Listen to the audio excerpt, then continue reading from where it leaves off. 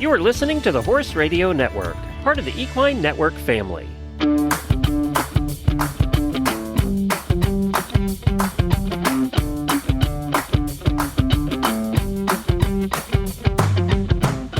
Welcome to this episode of the Business of Practice podcast, where we focus on the business and human sides of equine veterinary medicine. I'm your host, Dr. Amy Grice, business consultant and former equine practice owner. The Business of Practice podcast is brought to you in 2025 by CareCredit. Dr. Katie Garrett attended Dartmouth College in Hanover, New Hampshire, where she obtained her Bachelor of Arts degree in biochemistry and molecular biology in 1999. She then attended veterinary school at Cornell University in Ithaca, New York, graduating with distinction in 2003. Dr. Garrett completed 2 internships and an equine surgery residency at Rood & Riddle Equine Hospital, achieving board certification in the American College of Veterinary Surgeons in 2012. Her main area of interest is diagnostic imaging, in particular, musculoskeletal MRI and laryngeal imaging. She heads Rood & Riddle's Equine's Diagnostic Imaging Department and was the 2024 president of the American Association of Equine Practitioners. Welcome, Dr. Garrett. It's great to have you back with us again. Well, thank you so much. I'm really glad to be here. Your podcast is wonderful, so it's a real honor to be here. Well, thank you. So last year, as the AAEP president, you served as the leader of the governance task force that was formed. Can you tell us about the work of the task force and the bylaw changes that have been proposed? It's so important that all of our members understand what's going on. Yeah, I would love to. And that's actually why I'm really excited to be on this podcast, to make sure that as many of our members as possible know what's happening, because it is the members' organization. So really, again, thank you for the opportunity. So last January, the board of directors formed the task force to really take a comprehensive look at all of our bylaws. And it had been about 12 years since the previous deep dive had happened. And, it was about time to do that again. So we formed a task force of a variety of people, different ages, practice types, life experiences, length of service in the AAEP, all of those sorts of things, to make sure that we got a really good representation. And we also included actually a past president of BIVA, just for a little bit of a different organizational perspective. And we met in person for one big meeting and then virtually throughout the course of the year. And before I go any further, I really want to thank the people on the task force, because everyone approached it with, and this shouldn't surprise me because the AAEP is really good at stuff like this, people just took it so seriously, and there were different opinions and people definitely didn't always agree, but it was such a respectful and thoughtful discussion that I really think at the end of the day, everyone on the task force could feel really proud of the process by which we came to our recommendations to the board of directors. So, all of those people deserve huge kudos, not only for the work product, but also the manner in which the work was accomplished. I think it really serves the membership well to have that sort of group pulled together. So the recommendations then went to the board of directors at the July meeting, and they were, the vast majority of them were approved. And so then that final set of amendments then goes to the membership, because the membership has to approve any amendments because they are the organization's bylaws. So that was the process that we used. And actually, part of this process has actually occurred, because at the general membership meeting, which took place at the annual convention in Orlando in December, one of those amendments was brought up before the membership who was present at the meeting, because that is the process at the time for how bylaws could be amended. So what got brought up then was an amendment to take the bylaws amendment process out of just that one little meeting at the convention and take it to an online electronic voting process, kind of like how we already vote for our board of directors members, that sort of electronic, you get an email, you go online, you vote, that sort of thing. So That amendment passed, which was great, because now in order to amend our bylaws, instead of only the people who are able to make it to that meeting at the convention, which was usually only about 100 people, and we have 7,500 members who can vote, students can't vote, for example, but pretty much everybody else can vote. So by that amendment passing, now we can amend our bylaws electronically so the entire membership can have a say, which is great because people can't come to the convention for a million different reasons. And we want to make sure that for some of these amendments, they're a big change. And that I think was really important. And both the task force and the board of directors felt really strongly that that happened first, so that then all of the other amendments could be voted on electronically. So sort of to summarize where we are now, we've got online amendment passed. So now the membership received an email a few weeks ago with the rest of the amendments. So now what we do is we send out an email to all members and we have a 30-day review period where it's, hey, here's what's being proposed. Here's the link, go online, understand what you'll be voting on. And then we have a 30-day voting period as well after the initial 30-day review period. So does that make sense for where we are now? It does. One of the questions that I have is when we have the 1 month voting period, are all of the all is the information about the bylaws going to be also available during that voting process, so that, because you know how people are, Yes. they may not look at it ahead of time. So Yes. it'll take you right to where you need to go so you know what you're voting on and the Exactly. nuances. Yes. Yeah. Right. And during the actual voting, everything that was available for you to review, if you care to, is also still available. Gotcha.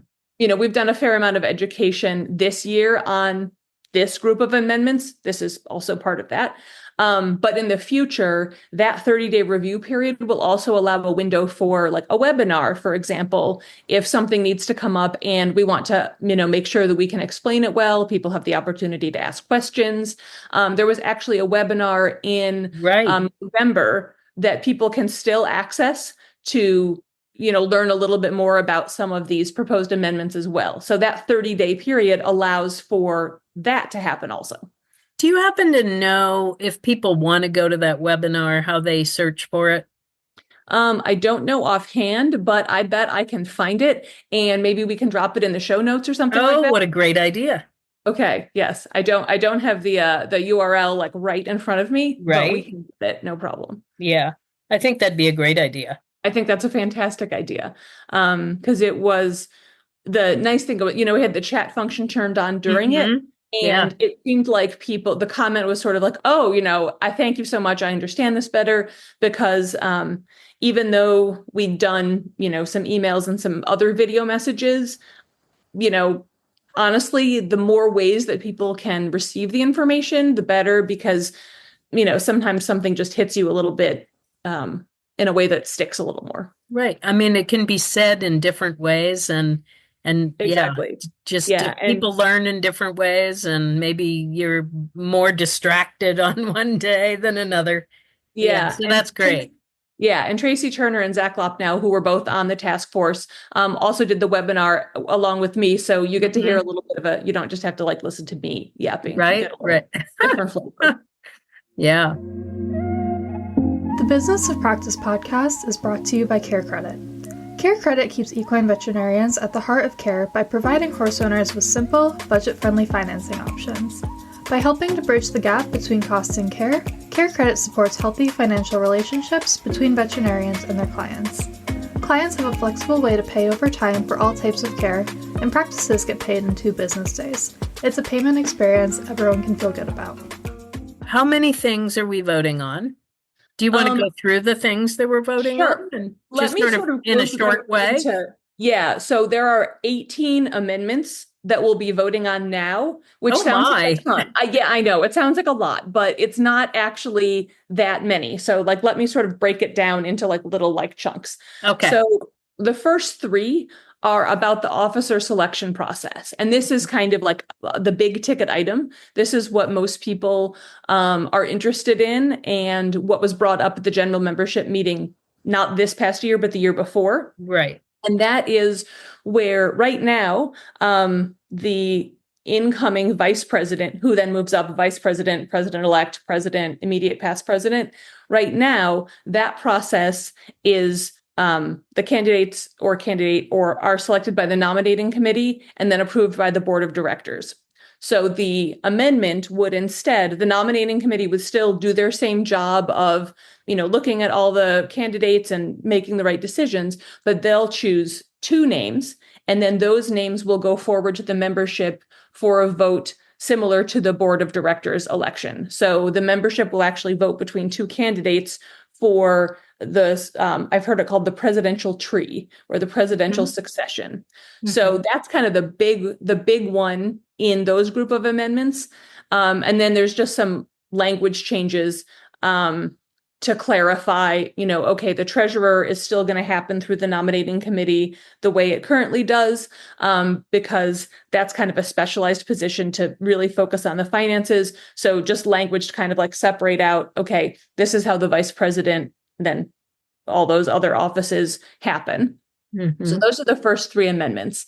And the rationale for that is really just that the current process has served the organization really well. I mean, I think we can look at past leaders and really have felt great about the process, but this is a way for members to feel more engaged. And when we surveyed membership, the majority of members wanted that sort of election process where the general membership gets to vote between 2 candidates, as opposed to it being the board of directors who makes that decision. So this is a membership organization. So when people say they want things, we certainly do our due diligence, but this is not about what the board of directors wants or the officers want. This is about what the membership wants. And, I don't think the board of directors wants to do something like totally irresponsible, like, hey, everyone gets $1 million. That's not responsible, but, within reason, if this is what the membership wants, it's the responsibility of leadership to take that pretty seriously. So that's kind of the big first one. Do you have any questions about that one? Nope. Okay. Then amendments 4 and 5 are just some small changes to the duties of the officers. And really, that is kind of just clarifying how things have changed a little over time in, codifying what actually happens. For example, the president-elect serves as, it used to be called the chair of the scientific and educational program. And now we call it the program chair for the annual meeting. It's little things like that. Nothing, major happens. It's just, oh, okay. The duties have changed over time a little bit. And language. Yeah. Exactly. Yeah. And language matters. It does. And throughout all of these amendments, there are language changes, like it said chairman. And so now we're changing that to chair. Right. So it is, because language is very important. And if we're going through and really modernizing these for the modern day, this is a real opportunity to do all of that. Then amendments 6 and 7 are about the board of directors. And really, that's just language and acknowledging the existence of the internet. So saying that you can conduct meetings via, whatever format is appropriate. So we don't have to say, it can be done via mail. Let's just make a blanket statement to allow for things like the internet to exist. Yeah. Exactly. And similar to that, it used to be that it said, well, we'll mail you your dues renewal. Well, now we say send, because we don't always use the postal mail. We use other means. So a lot of these changes are tiny things like that. Like when you read through, you're like, we have to vote on that. And yeah, you do, because we can't just willy-nilly change this stuff. Amendment. Then we have some amendments about membership, which a lot of this is removing redundancies. So, and your bylaws are really supposed to be kind of guiding principles. And then you use things like standard operating procedures, also known as SOPs, to get kind of into the nitty gritty, because every time, you want to change how you do something a little, you don't really want to have to amend your bylaws. And so this next group of amendments really kind of cleans up some of those things and takes out things that are really SOPs. So for example, we have a policy called the Policy for Membership Denial and Disciplinary Procedures. And it's long and, we don't use it a lot, fortunately, but now the proposed amendment would just refer to that document instead of outlining all of these specific things. So it's changes like that, which really seem appropriate. We had some redundancies about things like honor roll members and distinguished life members. So just kind of cleaning that up with things like dues and everything like that.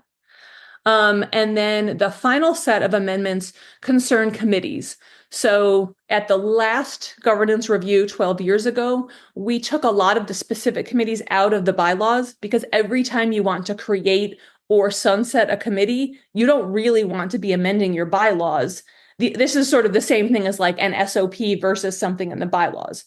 So we removed a lot of the committees at that time, and there were just a couple committees that were still in there that honestly, they're not going away. Believe me, none of these committees are going away. They still have their jobs. We need their jobs to function, but really making sure that the only things that are in our bylaws are governance related. So the nominating committee stays in, the finance and audit committee stay in, but really everything else can go out of the bylaws into the SOP, committee structure. And honestly, that not having the other committees in the bylaws has actually worked well. And my personal opinion is that it's actually made it work a little bit more efficiently because that way, when you need a committee, well, the board just creates one rather than having to think, well, I mean, if it's a task force, then we can create it. But if it's a committee, then we need to amend the bylaws. And really, that is inefficient. And in the world that we live in today, we need to be able to have committees come and go as we need them to. You need to be nimble. Exactly. I mean, you think about the Commission for Sustainability, which is very nimble. And that's exactly it. If the old structure from 12 years ago had existed, we would have had to amend the bylaws to create that, incredibly impactful work, which was done over the course of 2 years. Yeah. And amending the bylaws, especially before when you could only do it once a year in December at the annual meeting, we would have not been able to sort of spring into action the way that the moment demanded. So those are really all of the amendments. And I'd also if anyone has any questions, they can call me, they can email me. My email is kgarrett@rootandriddle.com.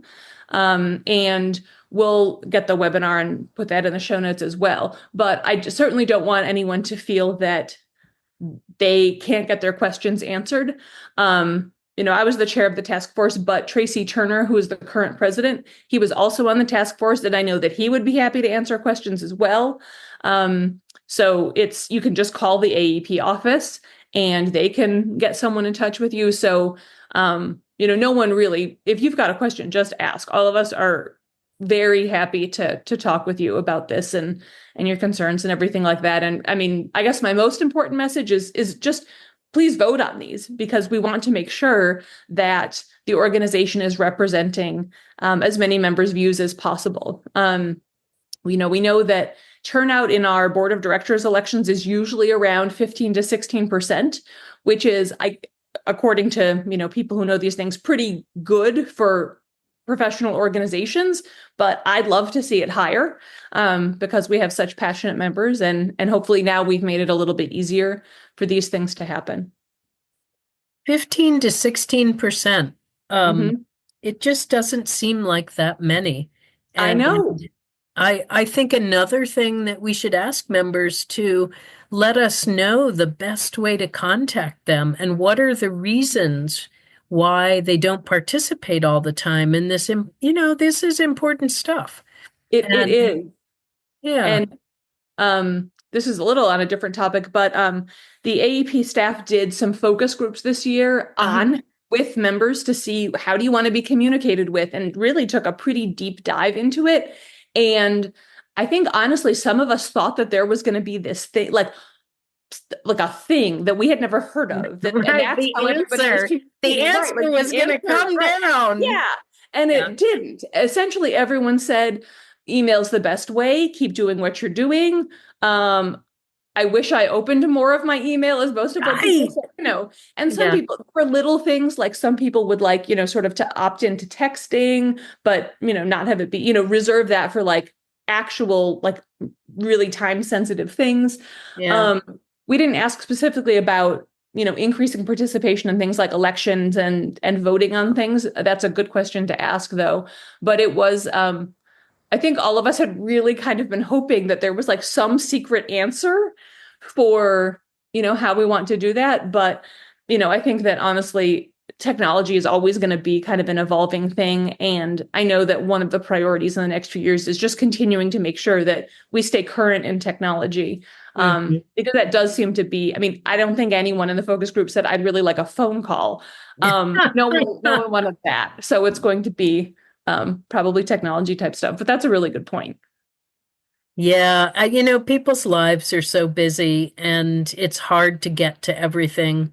That is for sure. Yeah. It is. It's just hard. Just getting through your email and responding to the people that need, like, do I need to respond now? Or if I don't respond now, will I even ever remember to respond at all? I know. And I've tried some of those little, like, the ways that you can like sort your email into this and that. I've tried to like hack my brain with that. And I haven't found the thing that works best for me yet. Or maybe I am doing what's best and this is just, I need to accept this. I don't know. Right.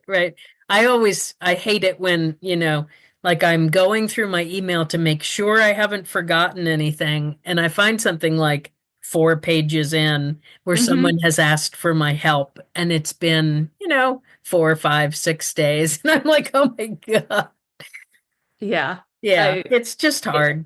It is. Luckily, the nice thing is when I have done that, because I think everybody has done that, everyone is always really gracious. And I'm like, I'm so sorry. Like, you are important. I didn't mean, and everyone's like, no. They understand because they've done it themselves.